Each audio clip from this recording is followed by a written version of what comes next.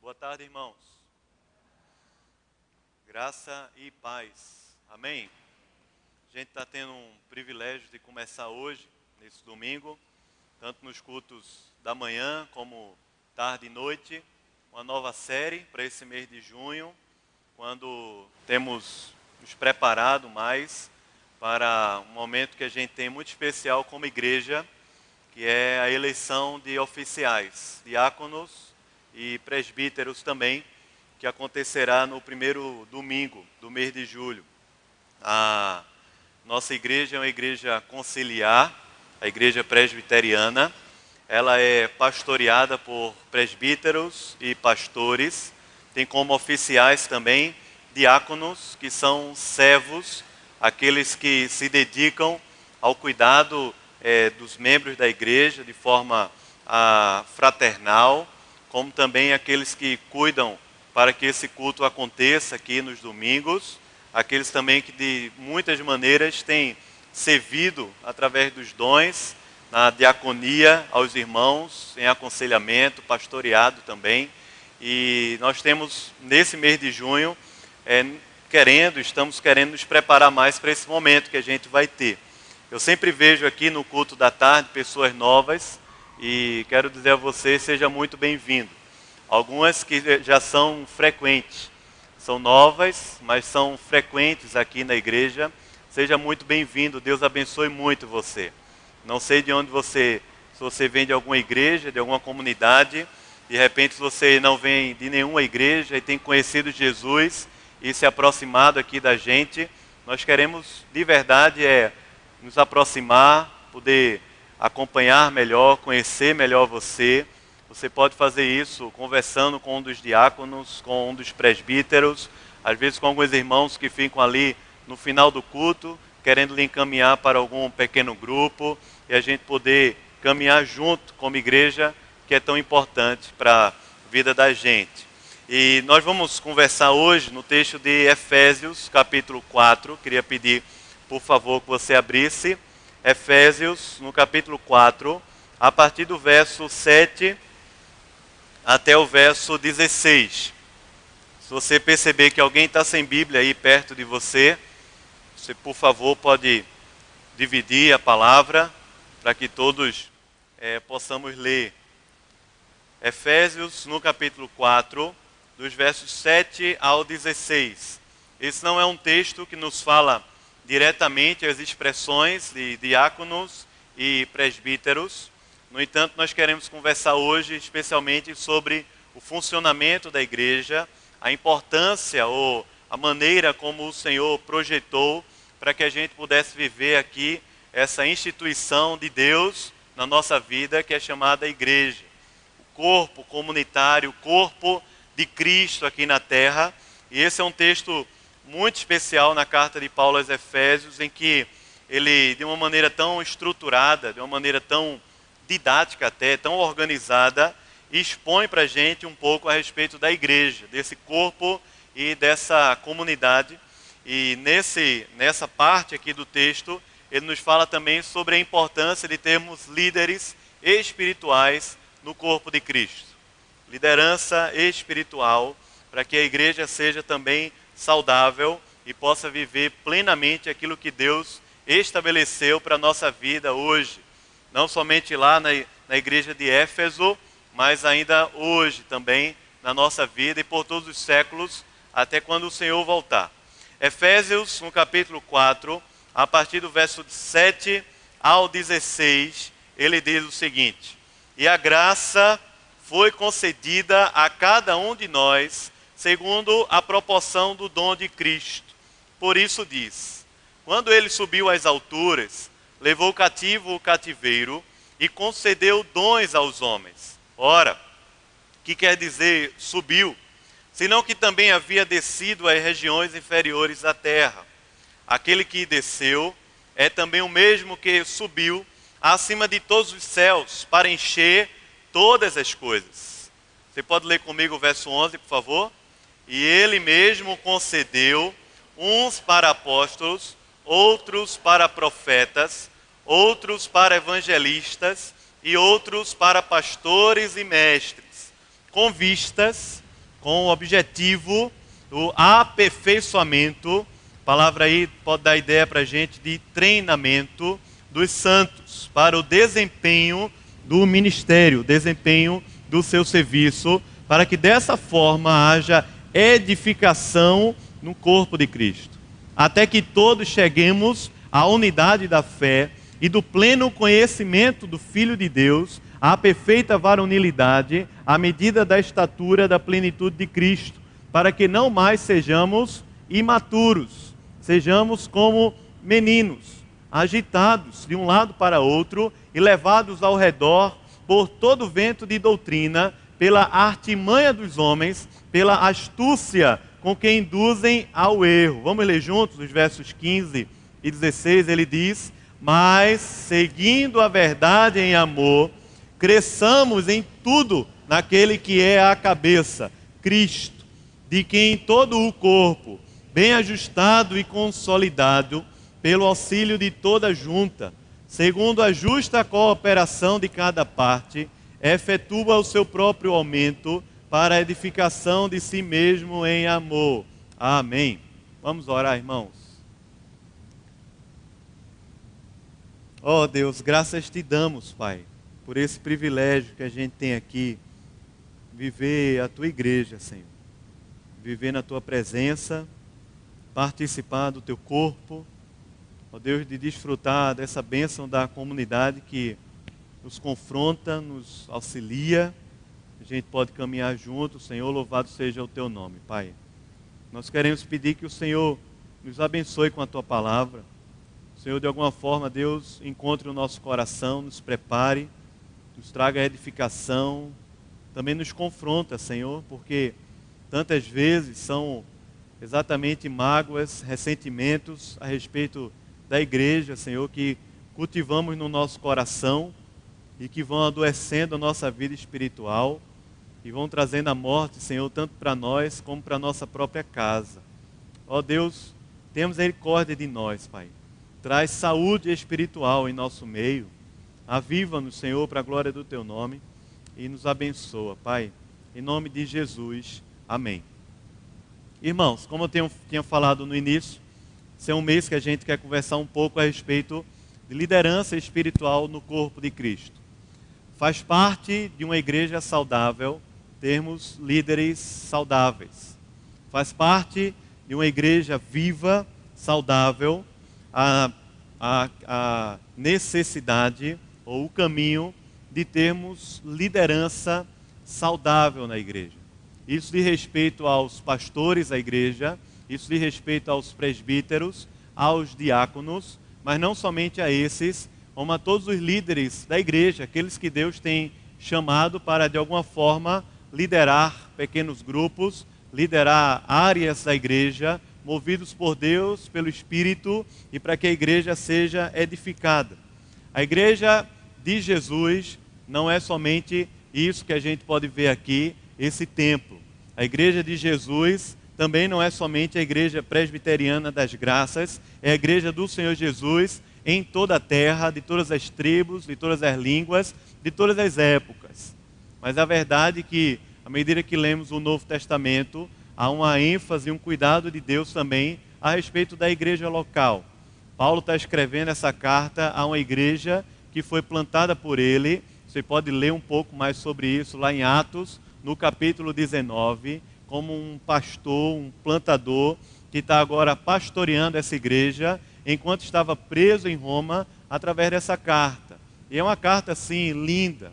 É uma carta tão bela, fala tanto ao coração, e ela tem tem uma estrutura tão interessante. Você pode ler que os capítulos 1, 2 e 3, eles vão de uma maneira muito forte, muito profunda, falar com a gente a respeito da obra de Deus, da obra de Cristo, da obra do Espírito Santo.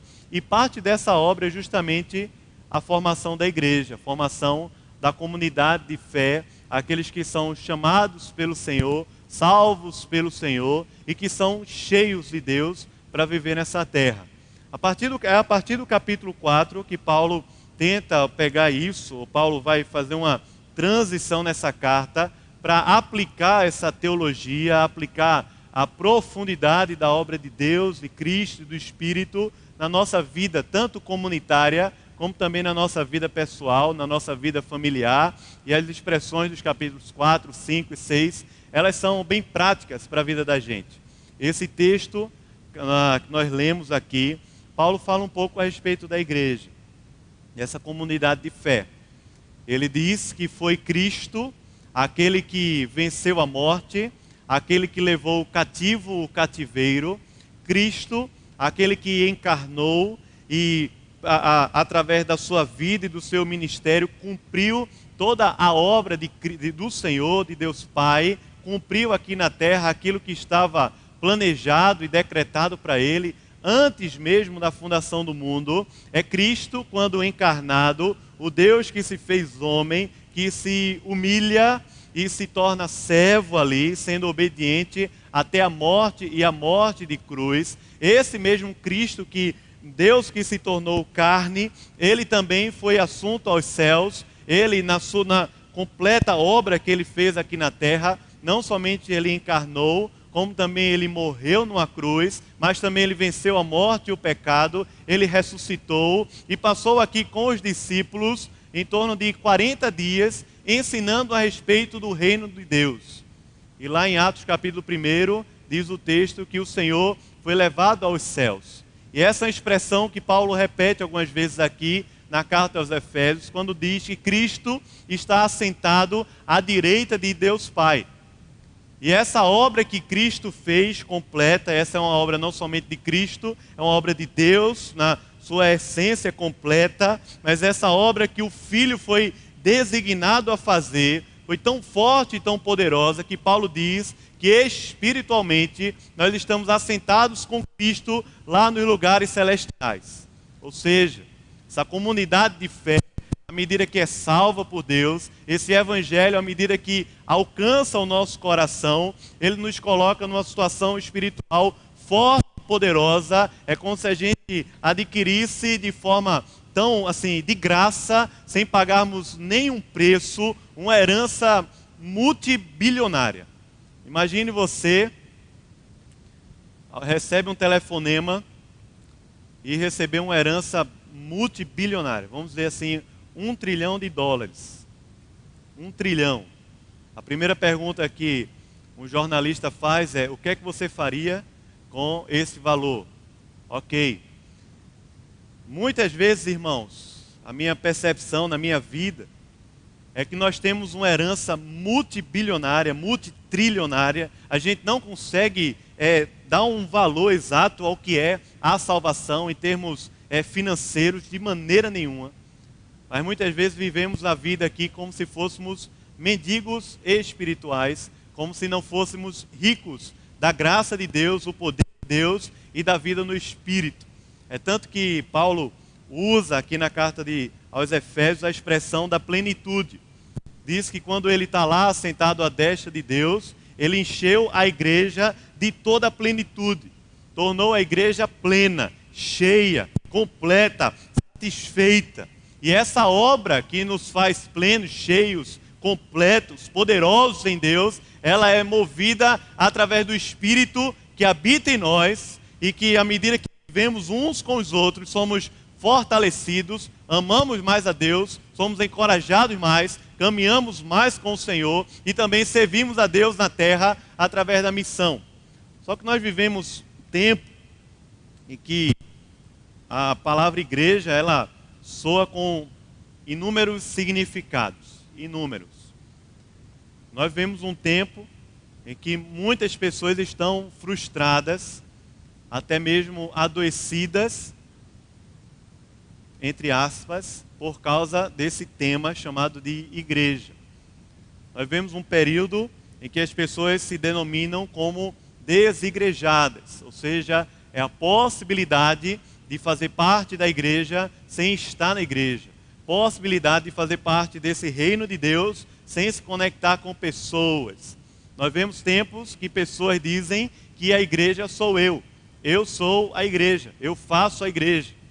Nós vemos tempos em que as pessoas, por causa dessa frustração, ou elas saem da igreja e não querem mais voltar à igreja, ou de repente elas procuram alguma igreja que melhor lhes servem e vão se tornando, de certa forma, uma espécie de consumista da fé, consumista da igreja, à medida que frequenta o corpo, mas não se envolve com o corpo, frequenta a igreja, mas não se envolve com a igreja, não se envolve com o discipulado, o coração não volta a vibrar e a pulsar mesmo de amor pela obra de Deus, pela obra de Cristo e do Espírito Santo, e por esse elo perfeito de Deus, que ele sempre trata no plural e nunca no singular.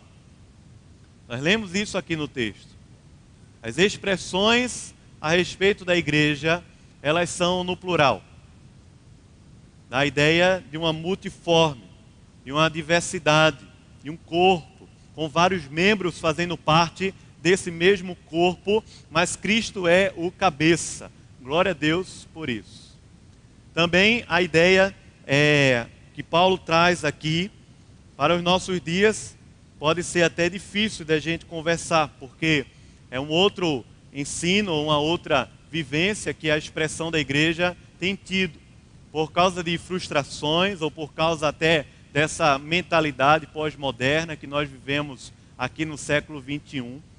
Nós dificilmente consideramos a possibilidade de termos líderes e de nos submetermos a líderes, especialmente líderes espirituais. Ou seja, muitas vezes cremos na igreja, entendemos que somos da igreja, mas parece que essa mentalidade ou essa teologia a respeito de liderança, ela não soa muito bem ao nosso coração. No entanto, a forma e a maneira como Deus está se revelando aqui na palavra de Deus, a gente viu hoje isso aqui de manhã no Antigo Testamento, como também no Novo, em diversos textos, é que há um propósito de Deus ao estabelecer a igreja, e há um propósito de Deus e um cuidado de Deus, uma maneira de Deus caminhar com esse corpo, quando Ele também chama pessoas para que elas possam liderar o corpo de Cristo, conduzi-los, pastoreá-los. Não quer dizer que há uma relação hierárquica, não quer dizer que a igreja, como muito se é ventilado a respeito da Idade Média, a igreja é o clero. A igreja é só aquele corpo de pessoas que estudam teologia e que são pastores da igreja. A igreja somos todos nós. Só que também é verdade que quando nós pensamos em liderança, normalmente a nossa cabeça, o nosso coração funciona muito mais de uma forma hierárquica, ou seja, são pessoas que somente estão acima de mim e pronto. Só que, na verdade, as expressões do texto, embora traga para nós a ideia da autoridade baseada em Cristo, mas Cristo, em sua autoridade, se estabelece como exemplo à medida que o Deus se faz homem e habita entre nós, e aquele que caminhava junto com os discípulos, dormia junto com eles, partilhava o pão com eles de forma tão simples, vivia a vida de Deus à medida que se relacionava com os discípulos, se inclina e lava os pés dos discípulos como um servo, ou seja, à medida que a maneira como Cristo imprime em nosso coração essa liderança, e Ele mesmo fala tantas vezes, é como um servo, alguém que está disponível, que é chamado para servir a comunidade e não ser maior do que ela. O texto, de uma forma bem estrutural, bem organizada, bem didática, ele apresenta para a gente, de uma maneira tão legal, a ideia ou a maneira como Deus aqui estabelece o funcionamento da igreja. Olha, por favor, para o texto novamente, para a gente perceber como essa coisa é bem legal. Primeiro, dos versículos 7 ao 10, como eu tenho falado, a igreja está estabelecida em Cristo. Você vê que Paulo aqui nessa parte, quando ele está falando sobre essa graça que é concedida a nós, ele estabelece isso na obra de Cristo. E quando Paulo vai concluir essa ideia do corpo, ele volta para falar sobre Cristo. Nós seguimos a verdade em amor e crescemos em tudo naquele que é a cabeça, Cristo. A igreja, ela começa em Cristo, ela finaliza em Cristo.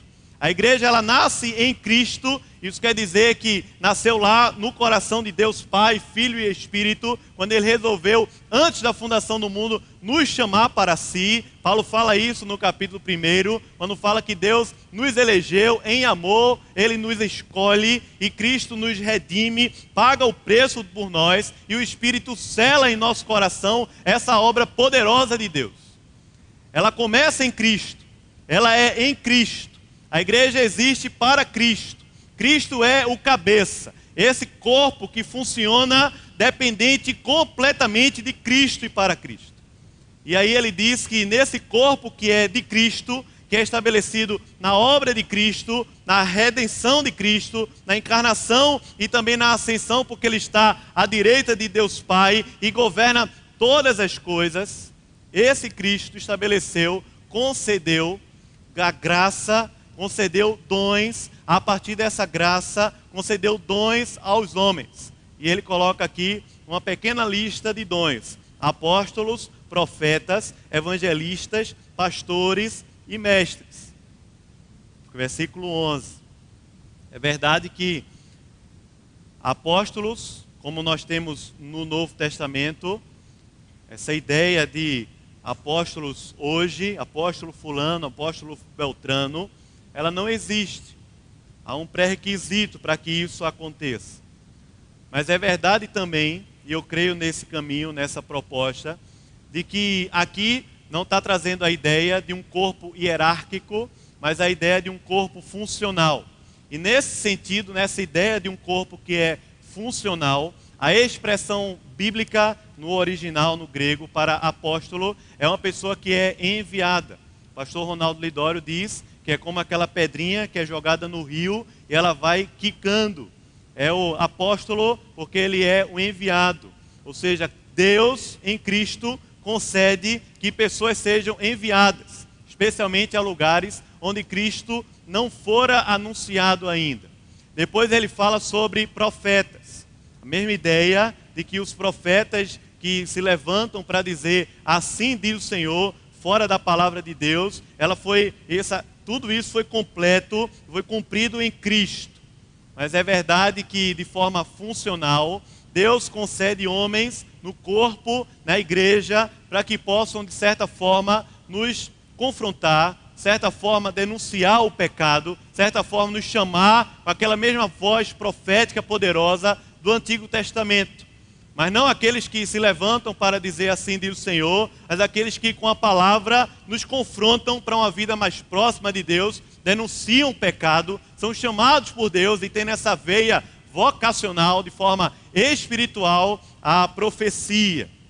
Ele também fala sobre evangelistas, e aqui para mim é o termo mais difícil, porque nós somos de forma mais convencional, ouvimos dizer que é a ideia de alguém que tem uma capacidade extra para falar de Jesus. Particularmente eu penso que a ideia do evangelista no Novo Testamento é aqueles irmãos que eram enviados à igreja, que não eram apóstolos, pastoreavam a igreja. Eu creio que ela tem uma ideia muito mais de um discipulador, alguém que vai tornar o evangelho vivo, o evangelho no formato da vida, nos relacionamentos com a igreja. Timóteo, por exemplo, acho que é um exemplo de um evangelista. O próprio Barnabé, no Novo Testamento, creio que é um exemplo de evangelista. Depois ela fala sobre pastores, ou seja, e mestres. E a ideia aqui é que Deus chama pessoas com um coração muito pastoral para acompanhar e caminhar junto de pessoas. E Deus chama pessoas também com uma dádiva de Deus, um dom de Deus, para que elas possam ensinar, como mestres na igreja, mas não é a ideia aqui de que os mestres ensinam para a mente, os pastores ensinam para o coração, porque essa não é uma mentalidade bíblica, mas a ideia aqui de gente que está ensinando a palavra de Deus, e à medida que a palavra é ensinada, exposta, entendida, ela alcança a mente e o coração, porque a Bíblia não estabelece essa divisão. O pastor Ronaldo, quando pregava sobre esse texto aqui na igreja, eu me lembro, dizer que um exemplo que ele tem no coração de um mestre foi o pastor Russell Shedd, que veio como missionário aqui para a igreja. O mestre é aquela pessoa que tem a preocupação de trazer o texto para o coração, com a preocupação no que fala assim, o que é que ele quer dizer, uma preocupação mais minuciosa com o ensino. Mas o fato é que há um corpo aqui multifuncional, acho que muito parecido com aquela ideia lá da igreja de Antioquia, em que havia um corpo de líderes multifuncionais, diverso, pessoas com características diferentes, mas que foram chamados por Deus para aperfeiçoar os santos, para que o ministério pudesse acontecer. E aí, se você olhar mais uma vez para o texto, no versículo 12, Paulo fala sobre o objetivo dessa igreja funcionar dessa forma. Ou seja, Deus chama líderes, tanto pastores, nós podemos pensar aqui na figura de presbíteros, de diáconos. Nós não somos chamados na igreja conforme essa designação, como apóstolos, profeta, evangelista, pastor ou mestre, mas nós somos chamados com essa nomenclatura, pastores, presbíteros, diáconos e outros líderes que Deus tem levantado no corpo de Cristo com esse objetivo, com vistas ao aperfeiçoamento dos santos. E aqui é muito legal a ideia, porque é como se houvesse uma ligação direta a cada expressão que ela vai falando para a gente. Diz assim: Deus levantou, Cristo concedeu um corpo de líderes para a igreja, com vistas a que os santos sejam treinados, capacitados. Ou seja, a expressão da liderança espiritual no corpo de Cristo é o treinamento, é a capacitação dos santos, daqueles que são chamados por Deus para andar com Deus, são salvos por Jesus para uma vida espiritual, uma vida na palavra, uma vida de crescimento. Os santos, sempre no coletivo, sempre no plural, para o aperfeiçoamento dos santos.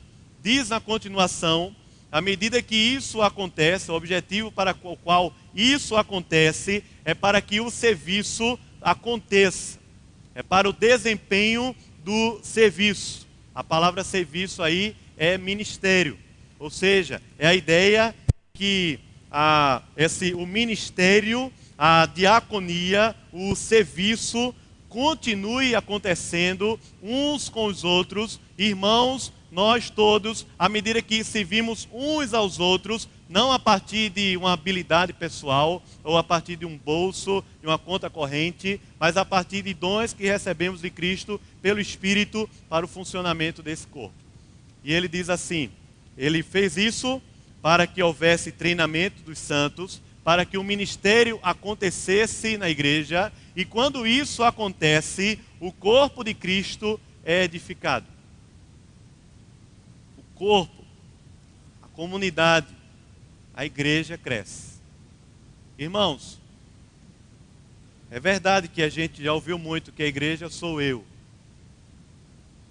Mas a igreja bíblica somos nós. E somos nós à medida que nos conectamos de forma espiritual em Cristo, pelo Espírito, nas funções e dons que Deus estabeleceu para nós. Passamos a amar a Deus, a amar uns aos outros, servir a Deus, servir uns aos outros. Passamos a cumprir o nosso papel, o nosso chamado, tanto dentro do corpo, esse corpo de Cristo, que faz parte dele, a igreja local, a qual Deus estabeleceu para que a gente pudesse viver e amadurecer na fé, mas também para que a gente pudesse, lá fora, fortalecidos como corpo, fortalecidos como igreja, lá fora, desempenharmos o nosso papel anunciando Cristo. Só que a ideia não é de como se as coisas estivessem desconectadas, ou seja, a gente serve a Cristo na igreja e serve a Cristo lá fora no mundo. A ideia bíblica é que à medida que isso acontece na igreja, o mundo passa a conhecer, de forma até natural. Você vê isso, por exemplo, no texto de Zacarias, capítulo 8, quando na linguagem ali da nova aliança, diz o texto que as pessoas lá fora vão pegar na gola das nossas vestes, perguntando: quem é o teu Deus? A gente vê isso quando Jesus está orando em João no capítulo 17, dizendo que assim como o Pai, a expressão ali da Trindade, ou seja, eu e o Pai somos um, eu estou orando para que eles, todos nós, discípulos de Cristo, não alguns que são chamados para liderar, mas todos, à medida que desempenhamos a nossa função, o nosso chamado no corpo de Cristo, para que eles sejam um, a fim de que o mundo conheça que tu me enviaste. Ou seja, a perspectiva da comunidade que vive o Evangelho de maneira plena, poderosa em Deus, ela já é um anúncio automático e natural ao mundo. Um anúncio da obra de Cristo, um anúncio da palavra de Deus, um anúncio da expressão da vida de Deus acontecendo aqui em nosso meio. Só que Paulo também diz uma coisa. Ele continua. Está falando sobre a edificação. Pedras que vivem, como ele fala no capítulo 2, edificadas sobre um fundamento dos apóstolos e profetas, e continua crescendo esse edifício. Teve um dia que nós fomos incluídos nele. E esse edifício, chamado de corpo de Cristo, continua crescendo e se desenvolvendo na terra. Mas ele fala que isso deve acontecer até que todos, veja no versículo 13, ele diz até que todos, ou seja, no coletivo mais uma vez, no plural, até que todos nós cheguemos à à unidade da fé e do pleno conhecimento do Filho de Deus, à perfeita varonilidade, à medida da estatura dessa mesma plenitude que fala no capítulo 1, essa plenitude de Deus, Pai, Filho e Espírito de Cristo. Aí ele fala no 14, na continuação, é de que para que nós não sejamos mais como crianças agitadas de um lado para o outro por qualquer vento de doutrina, de uma forma muito sorrateira, quando ele usa as expressões artimanha e astúcia dos homens. Paulo usa duas expressões aqui que são interessantes. Primeiro, diz que isso tudo acontece para que todos possamos alcançar a maturidade espiritual. E isso não é feito de forma quando um ou outro alcança, mas é uma expressão comunitária, ou seja, o funcionamento pleno disso no corpo de Cristo faz com que todos nós cresçamos, alcancemos a unidade da fé. Não quer dizer aqui que é uma escadinha que a gente vai subindo até chegar lá, mas quer dizer que tudo isso já nos foi dado. Essa é a expressão da plenitude. Já nos foi dado, já foi dado à igreja, já está a nosso dispor, e nós não podemos viver como mendigos, tendo uma herança tão poderosa em Deus que foi depositada na igreja. Diz que o alvo é que sejamos maduros espiritualmente. Mas há um problema, é que quando isso não acontece, ou há um cenário ruim que é apresentado aqui também, é um cenário de imaturidade. Cenário de crianças que são movidas de um lado para o outro por qualquer ensino sorrateiro, por qualquer tendência sorrateira, meio que como uma artimanha, uma coisa bem astuciosa para nos conduzir para longe, para distante de Cristo e distante da igreja. Preste atenção, porque a gente pode ter a tendência de pensar que esse versículo está falando de pessoas que se desviaram e estão fora da igreja. É verdade que isso acontece, mas é verdade também que muitas pessoas estão dentro dos arraiais evangélicos, dentro das comunidades, e estão vivendo como crianças imaturas que não crescem. Não crescem porque não conseguem ou não têm vivido e desfrutado da poderosa herança que Deus fez habitar em Cristo e na igreja. Não crescem porque à medida que vão se machucando, preferem se autoproteger a se abrir e se entregar a um processo de cura, de restauração, para poder gastar a vida servindo a Deus aqui na terra. Não crescemos porque vamos vivendo a vida mesmo em um corpo comunitário, como se fôssemos apenas um, como se fôssemos apenas individualidades. Não crescemos porque a gente perde de vista o poder que há na expressão comunitária chamada de igreja. E diz que esse é um problema que acontece, Paulo fala, que o funcionamento da igreja é para que a gente vença isso. E vencendo isso, nós podemos crescer mais em Cristo, que é o cabeça. Ele termina essa parte do texto lembrando a gente o alvo, o caminho, a proposta é crescermos em direção a Cristo, que é o cabeça da igreja. Ele diz que é um corpo que é bem ajustado, é um corpo que é consolidado, pelo auxílio de toda a junta, à medida que cada um cumpre a sua parte. Mas não é à medida que cada um cumpre individualmente a sua parte, à medida que cada um vai se juntando, e vai se juntando, e vai se consolidando, e vai se fortalecendo, e vai se conectando, e vai sendo curado, e vai sendo transformado, vai sendo mexido por Deus.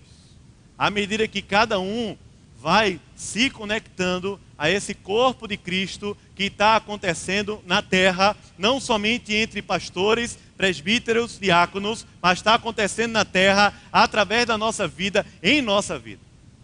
Porque nós somos a igreja. E somos nós. A igreja é a comunidade. A igreja é o povo. É essa expressão diversa que foi lavada e remida pelo sangue de Jesus, que foi escrita lá no livro da vida, povos de tribos, de culturas, de lugares, de estruturas de vida diferentes, que foram incluídos para viver esse evangelho de forma plena, mas comunitária. De maneira que sejamos guiados por Deus através de líderes. Preste atenção, porque pode ser que eu esteja falando aqui com pessoas que estão com um sorriso no rosto, mas com o coração ferido e que tem preferido se posicionar de forma escondida, continuar como um anônimo no corpo, na igreja ou em algum lugar, a preferir ser tratado e restaurado por Deus.